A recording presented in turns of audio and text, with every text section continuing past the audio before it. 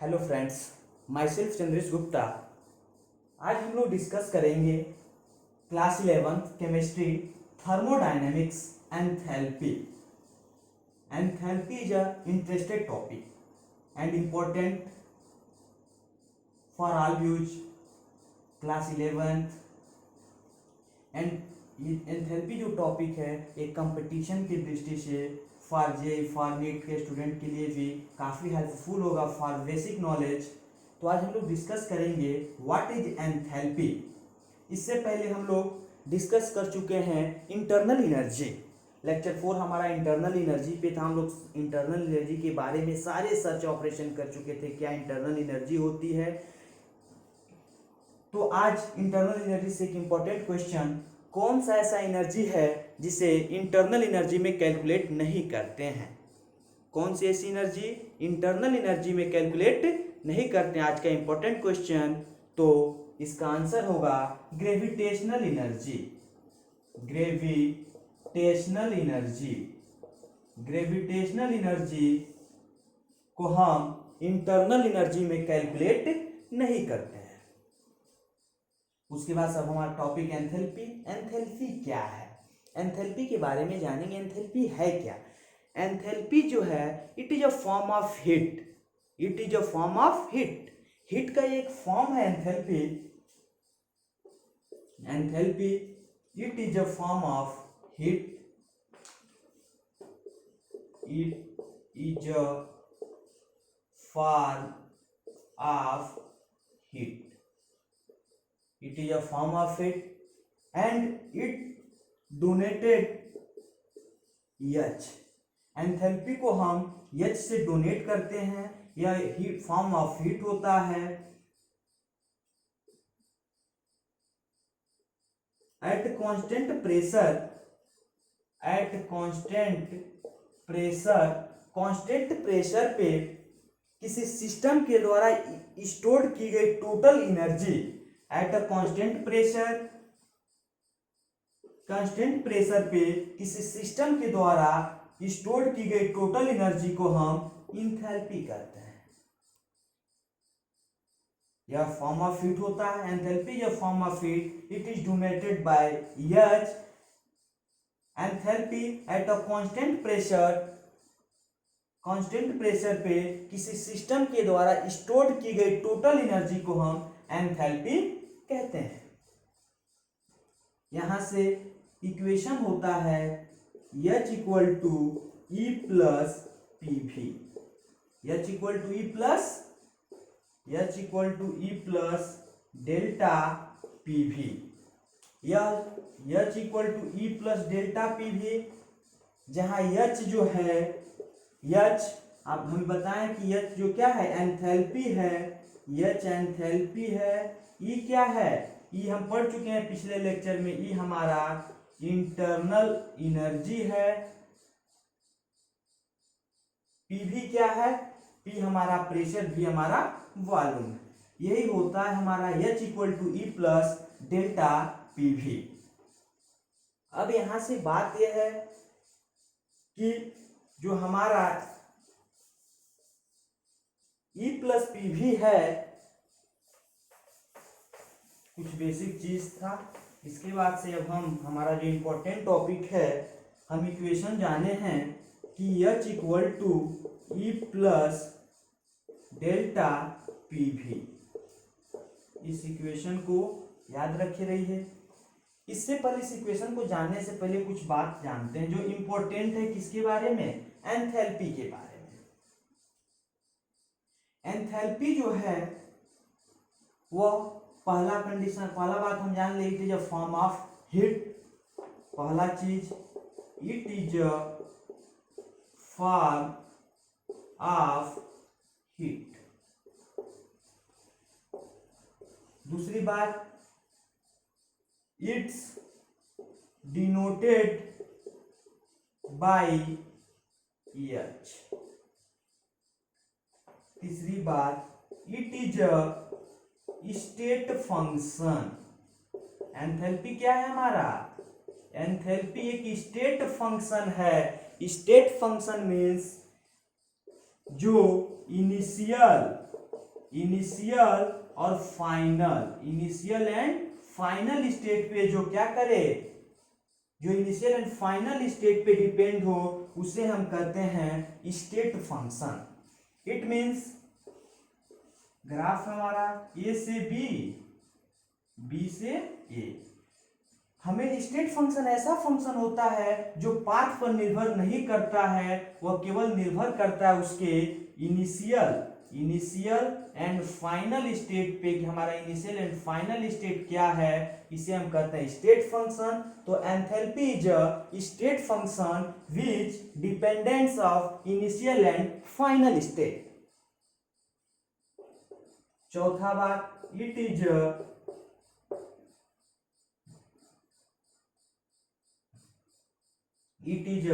extensive property, it is a extensive property, it is a extensive property। Enthalpy हमारा क्या है, enthalpy एक extensive property है। Extensive property ऐसी property which depends of amount, जो amount पर निर्भर करती हो।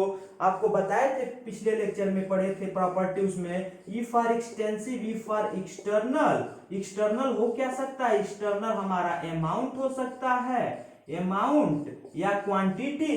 तो ऐसे फंक्शन यानी ऐसा हमारा पैरामीटर्स जो उस अमाउंट या क्वांटिटी पे डिपेंडेबल हो, उसे हम एक्सटेंसिव प्रॉपर्टी कहते हैं। तो हमारा एंथैल्पी एक एक्सटेंसिव प्रॉपर्टी है विच डिपेंड्स अपॉन अमाउंट और क्वांटिटी।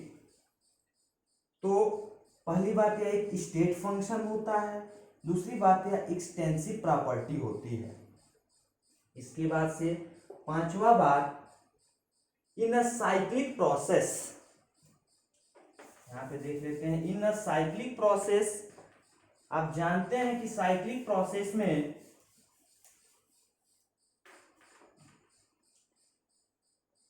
पांचवा, in a cyclic process, in cyclic process, cyclic process में जो हमारा डेल्टा एच होता है, साइक्लिक प्रोसेस में जो हमारा डेल्टा एच होता है वह 0 होता है। इंपॉर्टेंट बात, इसको याद रखेंगे, नोट्स में इसे नोट करेंगे। In a cyclic process enthalpy at 0, cyclic process में जो एंथैल्पी चेंज होता है वह क्या होता है, 0 होता है। In a cyclic process, cyclic process में एंथैल्पी चेंज जो होता है क्या होता है, 0 होता है। लॉजिकल सोच सकते हैं कि हम ए से बी पे गए, पुनः बी से ए पे आ गए, और हम जानते हैं एंथैल्पी इज स्टेट फंक्शन। तो हम जहां से गए वहीं पे आ गए, यही हमारा इनिशियल और यही हमारा क्या है, फाइनल। इसीलिए डेल्टा एच हमारा क्या होगा, 0। तो in a cyclic process delta H equal to 0। छठवीं इंपॉर्टेंट बात, एंथैल्पी के लिए हम इसका कैलकुलेशन नहीं कर सकते, एंथैल्पी का कैलकुलेशन नहीं कर सकते। जब कैलकुलेशन नहीं करेंगे तो we can interested enthalpy change. तो हम क्या देखेंगे, कैलकुलेशन नहीं करेंगे तो हमें क्या देखना है, एंथैल्पी चेंज देखना है। Enthalpy change it means delta H. यानी अब हमें पूरे इस टॉपिक में हमें केवल हम इंटरेस्टेड हैं क्या जानने के लिए, डेल्टा एच जानने के लिए, यानी एंथैल्पी चेंज जानने के लिए। और हमें एंथैल्पी चेंज ही जानेंगे, हम इसका कैलकुलेशन नहीं कर सकते। साइक्लिक प्रोसेस में डेल्टा एच 0 होता है। जो भी स्टेट फंक्शंस होते हैं उनके लिए हमेशा साइक्लिक प्रोसेस 0 होता है, क्योंकि state function is dependable upon initial and final state, but in a cyclic process it's depend upon initial and final state, not depends upon path. So in a cyclic process all the state function should be 0। एक important बात थी। It means हम लोग जान चुके कि enthalpy क्या है। एंथैल्पी जो है it is a form of heat, it is denoted by h, it is a state function, it is a extensive property. State function ऐसा फंक्शन जो केवल इनिशियल एंड फाइनल स्टेट पे डिपेंडेबल हो, उसे हम उसे स्टेट फंक्शन कहते हैं जो स्टेट पे डिपेंडेबल हो। एंथैल्पी स्टेट पे डिपेंडेबल होता है, तो इसीलिए हम उसके बाद से हम लोग जान चुके कि extensive property which property depends upon a amount or quantity are known as extensive property. Enthalpy depends upon the amount, so enthalpy is a extensive property. In a cyclic process, enthalpy change equal to 0 because all the state function depends upon initial and final state, and in a cyclic process initial and final state is same, then delta h, it means enthalpy change equal to 0.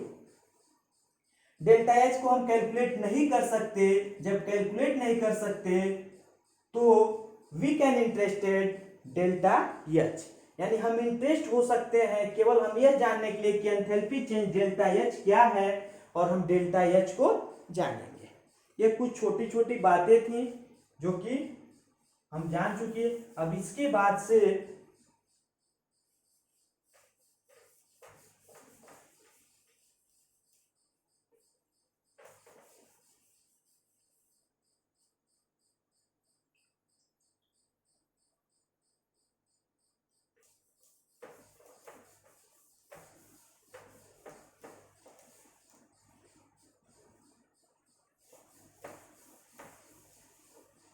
हमारा जो equation था enthalpy,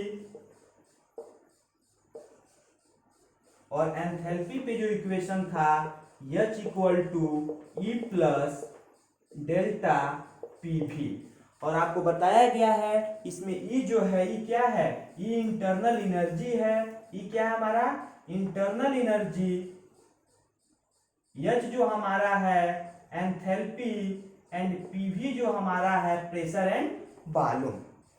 यहां से एक चीज देखिए, delta PV यहां पे हम दिखाते हैं डेल्टा पीवी। जब डेल्टा पीवी को सॉल्व करेंगे तो यह डेल्टा यानी डिफरेंशिएबल आपको करना है, यानी यहां से एक टर्म को कांस्टेंट करेंगे। इट मींस यदि p कांस्टेंट है तो p into delta v plus v constant है तो v into delta p। It means अब यहां से हम जानते हैं कि यह डेल्टा पी को कैलकुलेट करेंगे, एक को कांस्टेंट करेंगे दूसरा में चेंज, दूसरे को कांस्टेंट करेंगे पहले में चेंज। यहां से यह जो है एट कांस्टेंट प्रेशर, और v इंटू डेल्टा पी जो है एट कांस्टेंट वॉल्यूम। ध्यान से समझिएगा, बहुत इंपॉर्टेंट बात है। Eight constant volume and at constant pressure, और हम जानते हैं कि जो भी रिएक्शंस है 90% रिएक्शंस या रिएक्शंस जो होती हैं किस पे होती हैं, एट अ कांस्टेंट प्रेशर पे होती हैं। किस पे होती हैं, एट अ कांस्टेंट प्रेशर पे होती हैं। तो यहां से यह हो सकता है कि हम एच एंथैल्पी को हम केवल परिवर्तन डेल्टा एच, और हम इंटरनल एनर्जी में भी परिवर्तन देखते हैं delta E plus P into delta V plus V into delta P. इस चीज में कंफ्यूजन मत होइएगा। डेल्टा पी वी को जब करेंगे हम एक को कांस्टेंट रखेंगे दूसरे में चेंज, दूसरे को कांस्टेंट रखेंगे पहले में चेंज, यानी इसी चीज को हमने यहां पे लिख दिया। अब हम जानते हैं कि reaction occurs at constant pressure, reaction occur at constant pressure, so v into delta P equal to 0। तो delta H equal to delta E plus P into delta v। यहां से हम देखें कि delta H equal to delta E plus P into delta v। उसी तरह से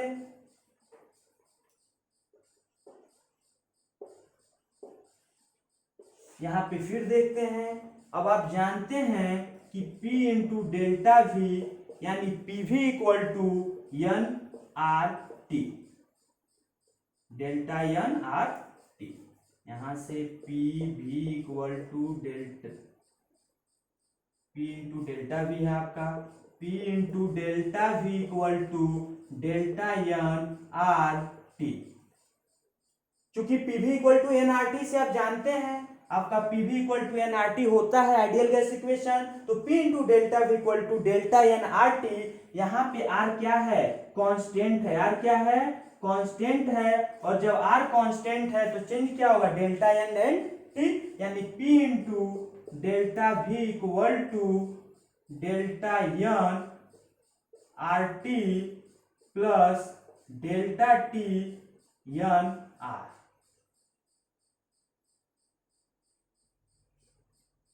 P into delta V equal to यहाँ पे डेल्टा एन आर टी है और यह डेल्टा एन आर टी, यानी कहने का मतलब कि delta N R into T, N और टी वेरिएबल है, तो delta N R T plus delta T N R.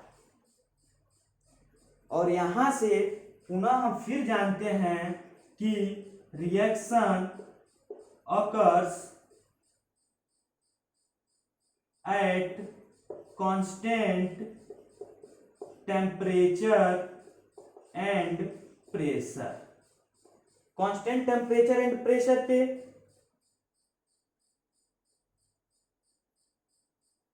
और जब कांस्टेंट प्रेशर एंड टेम्परेचर पे होता है इट मीन्स डेल्टा टी वाला जो टर्म होगा जीरो, यानी P into delta V equal to delta N R T. आशा करते हैं बात समझ में आई होगी।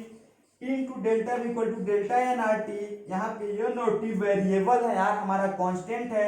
P into delta V equal to delta N R T plus delta T N R. और हम जानते हैं कि हमारा रिएक्शन जो होता है कांस्टेंट टेम्परेचर और प्रेशर पे ऑकर्स करता है, तो यहाँ पे कांस्टेंट टेम्परेचर नहीं यानी डेल्टा टी, यानी कांस्टेंट टेम्परेचर पे नहीं यानी ये जीरो, और जब जीरो होगा तो P into delta V equal to delta N R T. यहाँ से delta H equal to delta E plus delta N R T, जहां डेल्टा एच एंथैल्पी चेंज है, डेल्टा एच एंथैल्पी चेंज है, delta E internal energy change है, internal energy change, delta N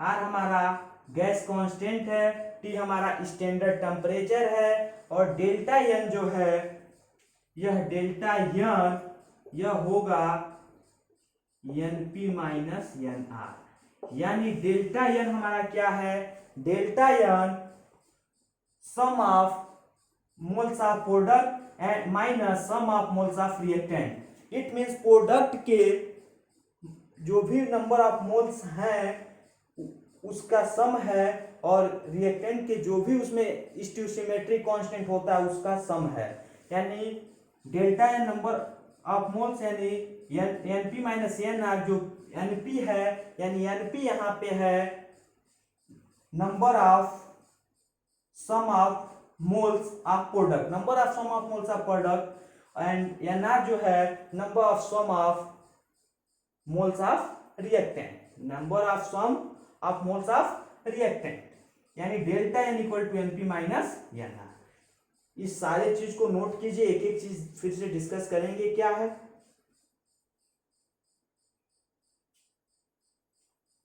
अगला इस equation पे याद रखे रहिएगा।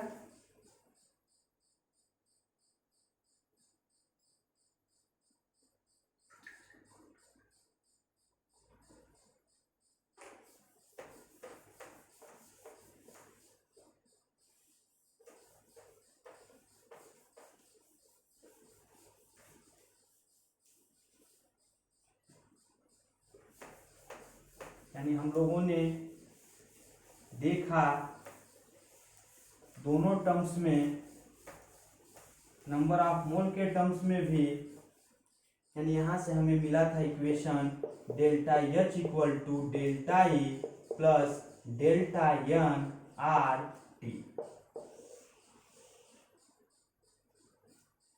Delta H equal to delta E plus delta N R T. N G है गैस के लिए। यहां से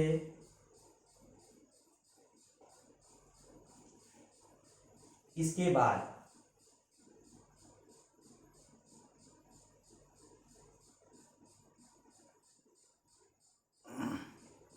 delta H equal to delta E plus delta N G R T.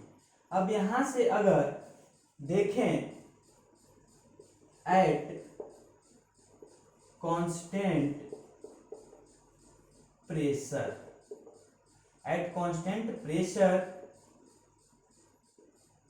QP equal to delta H. Constant pressure पे जो QP होता है वह डेल्टा एच के बराबर होता है।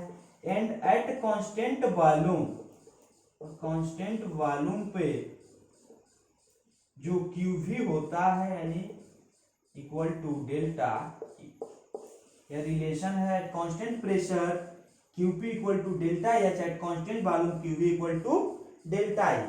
यहां से डेल्टा एच की जगह पे हम रख दें QP equal to delta E QV plus delta N G R T. यह भी एक रिलेशन होता है QP एंड QV के फॉर्म में। पुनः वही बात, delta N G equal to sum of number of NP minus NR। यानी कहने का मतलब डेल्टा एन जी जो है वह प्रोडक्ट के सभी स्टोइचियोमेट्रिक कांस्टेंट यानी जो मोल्स हैं उसका योग माइनस रिएक्टेंट के स्टोइचियोमेट्रिक कांस्टेंट का मोल। जैसे for example H2 plus Cl2 gives 2HCl। इसमें डेल्टा एन ज्ञात करना है। Delta N equal to NP minus NR। Product क्या हमारा 2HCl यानी स्टोइचियोमेट्रिक कांस्टेंट 2 माइनस, यानी ये भी गैसियस में है, ये भी गैसियस में है और ये भी हमारा गैसियस में। केवल गैस के लिए नंबर ऑफ मोल यानी delta N equal to NP minus NR, या केवल कंडीशन गैसियस के लिए तो 2 माइनस 1 1 2 यानी 0, यानी यही हमारा डेल्टा एन। यानी इस रिलेशन से हम जब NRT में से चेंज कर लेते हैं तो इस रिलेशन से हम आसानी से ज्ञात कर सकते हैं उसके लिए डेल्टा एन का वैल्यू। यहां से हो गया। इसके बाद से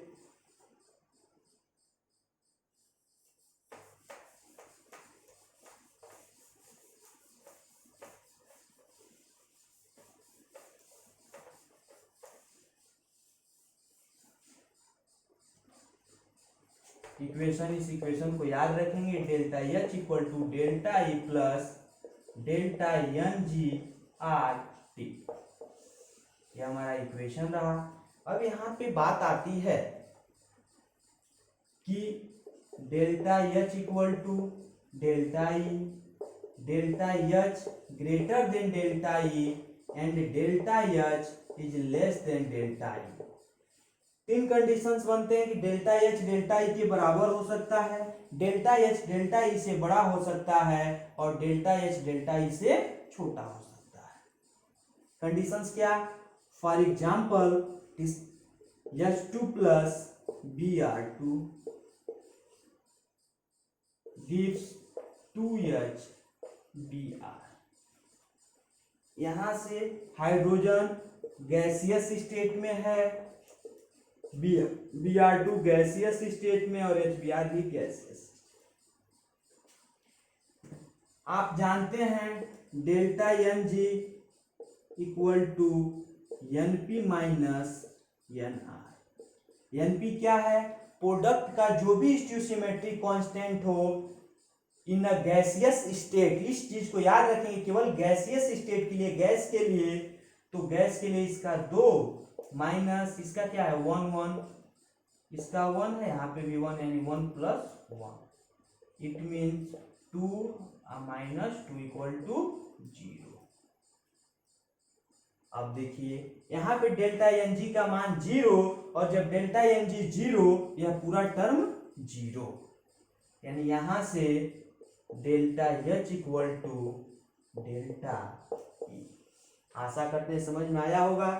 जब डेल्टा एन जी का मान 0 और जब डेल्टा एन जी का मान 0 तो 0 का मल्टीप्लाई आर टी यानी 0 यानी delta H equal to delta, पहला condition.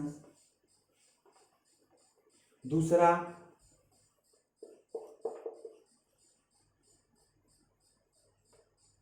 N2 plus 3H2 gives 2NH3। N2 हमारा गैसियस में है, 3H2 गैसियस में है और NH3 भी हमारा गैसियस में है। गैसियस में है तो इसके लिए डेल्टा एन जी का मान जो होगा ये भी क्या होगा, Np माइनस Nr। प्रोडक्ट में गैस है तो यानी इसकी स्टोइचियोमेट्रिक कांस्टेंट 2 माइनस रिएक्टेंट में ये भी गैस 3 1 4 माइनस डेल्टा एन का वैल्यू कितना आ गया -2। और जब डेल्टा एन का वैल्यू यहाँ पे -2 रखेंगे यानी प्लस माइनस, यहाँ पे इसको दिखा देते हैं कि delta H equal to delta E plus delta N R T. और जब डेल्टा एन का मान माइनस में तो minus plus minus delta N R T. इसका मतलब कि ध्यान से समझिएगा, डेल्टा ई में से कुछ घटाया जा रहा है और जब कुछ घटाया जा रहा है इसका मतलब क्या हुआ, जब कुछ घटाया जा रहा है इसमें से और जब घटाने का मतलब कि यह क्या होगा डेल्टा एच है और इसमें जब घटाया यानी यह छोटा होगा और जब डेल्टा ई छोटा होगा यानी delta H is greater than delta E. Direct exam में पूछ सकता है N2 plus 3H2 gives 2NH3, delta H equal to delta E, delta H is greater than delta E, delta H is less than delta E. तो आप direct अगर जानते हैं 2 3 1 4 2 में से -4 यानी -2 यानी माइनस एंड डेल्टा में कुछ घटाया गया यानी यह क्या है छोटा यानी डेल्टा यानी सेकेंड कंडीशन सही। कभी कभी नीट में डायरेक्ट क्वेश्चन पूछ देता है, यूपीट्यू में क्वेश्चन डायरेक्ट पूछ देता है। तीसरी बात, तीसरा कंडीशन देख लें।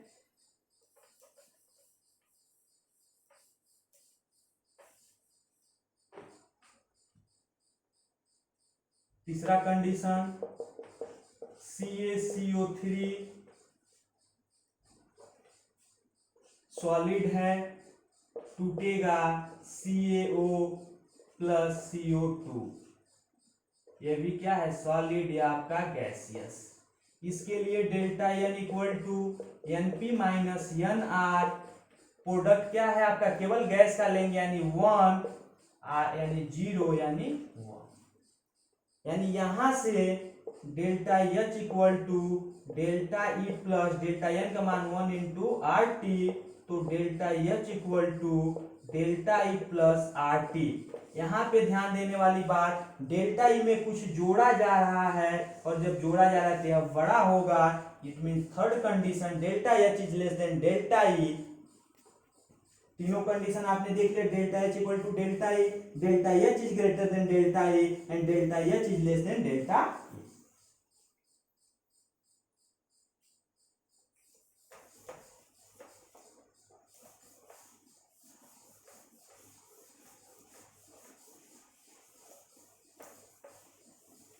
अगला numerical,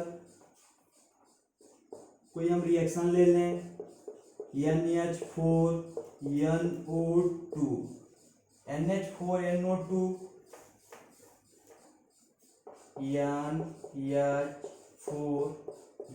NH4NO2 NH4NO2 gives N2 plus 2H2O, N2 plus 2H2O। Balance NH4NO2 क्या है, N2 आपका सॉलिड हो, N2 आपका गैसियस में हो जाएगा, या आपका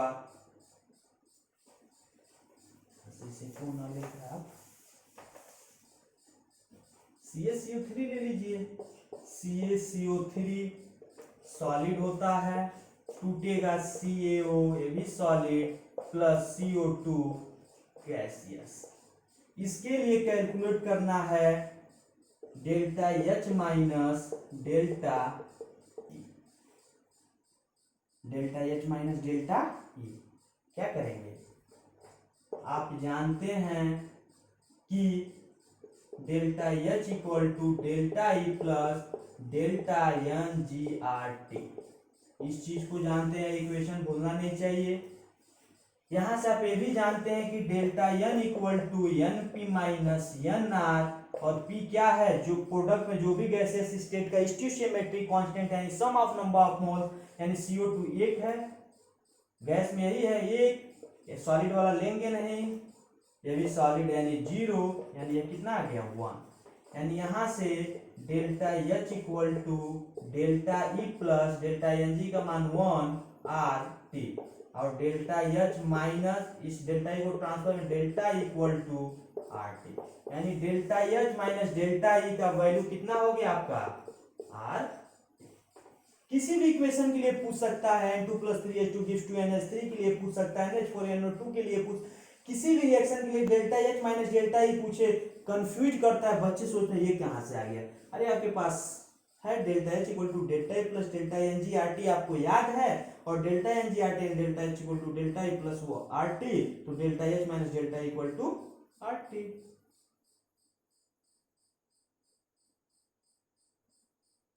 delta H minus delta equal to R T.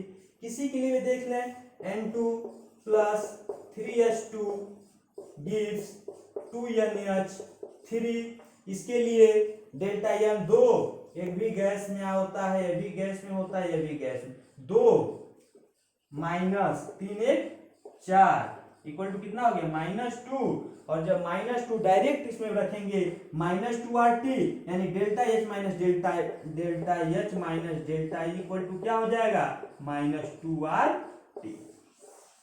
एक लाइन में 5-7 रिएक्शन ऐसे करेंगे, आप किसी का भी delta H minus delta E का मान बता सकते हैं।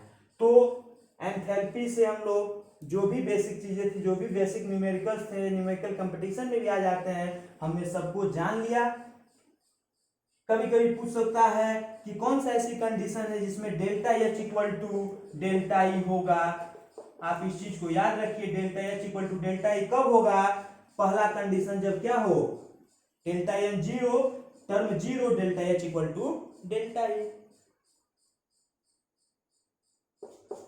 और इसी कंडीशन में delta H equal to delta E, यानी यह आपका 0 हो जाता है। यानी इस प्रकार से हमने जो भी कंटेंट दिया, इस लेक्चर का जो भी कंटेंट है, ये केवल 11 के स्टूडेंट के लिए है, जो भी स्टूडेंट्स कंपटीशन की तैयारी करते हैं, फॉर बेसिक जो भी बेसिक चीजें होती हैं एंथैल्पी से संबंधित यही होता है। हाँ, कुछ न्यूमेरिकल्स होते हैं, इस पे बहुत सारे न्यूमेरिकल्स बनेंगे, तो हम आशा करते हैं कि आप इस वीडियो को देखें, और आगे जो भी कंपटीशन के लिए लेक्चर आएंगी उसमें जो भी कंपटीशन से न्यूमेरिकल पूछे जाते हैं उसको ऐड किया जाएगा। लेकिन इतना बेसिक के लिए, बोर्ड के लिए सफिशिएंट, बोर्ड के लिए बहुत ज़्यादा है, बोर्ड में इतना सिलेबस, लेकिन फिर भी आप पढ़ रहे हैं, कंपटीशन के लिए भी कम नहीं है। यानी इस चीज़ को पढ़ें और क्वेश्चन को करें। जो भी क्वेश्चन में कोई डाउट होता है तो कमेंट बॉक्स में लिख कर बताएं। Thank you.